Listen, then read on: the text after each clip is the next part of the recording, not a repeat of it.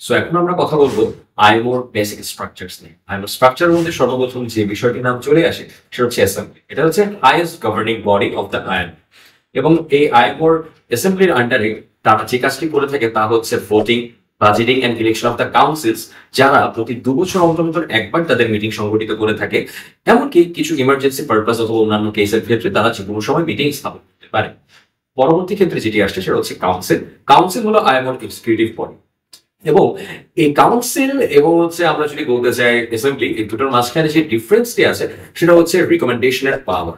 এটা শুধুমাত্র অ্যাসেম্বলির কাছেই থাকে, যেটা হচ্ছে আমরা according to the IMO convention article 15J থেকে জানতে পারি।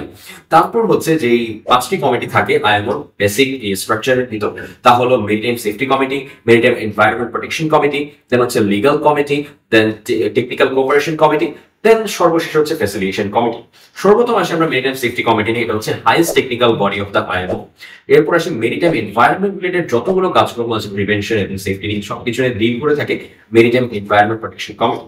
এবং পরবর্তীতে সবচেয়ে ইম্পর্টেন্ট যে কমিটি সেটা হচ্ছে লিগাল কমিটি, যেটি এরাইজ হয়ে থাকে টরিং ক্যানিয়ন ডিজাস্টারের পর থেকে, যেটা হচ্ছে মেরিটাইম যতগুলো কন্ডিশনস আছে এগুলোর জন্য একটি যুগান্তকারী পরিবর্তন এনে দিয়েছিল লিগাল কমিটিটাকে এনরোল করার মাধ্যমে।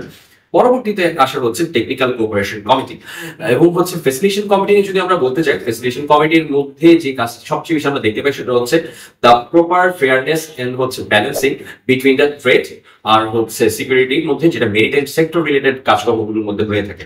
এবং সর্বশেষ পর্যায়ে আমরা যেটি দেখতে পাবো সেটা হচ্ছে সেক্রেটারিয়েট, এবং এই সেক্রেটারিয়েটের প্রধান হচ্ছেন একজন সেক্রেটারি জেনারেল, যার অধীনে 300 জন ইন্টারন্যাশনাল পার্সোনাল থাকে।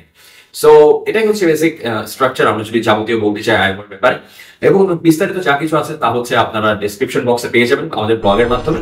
So that's it. পরবর্তী ভিডিও দেখার জন্য অবশ্যই বেস্ট অফ লাক। তো এই তো।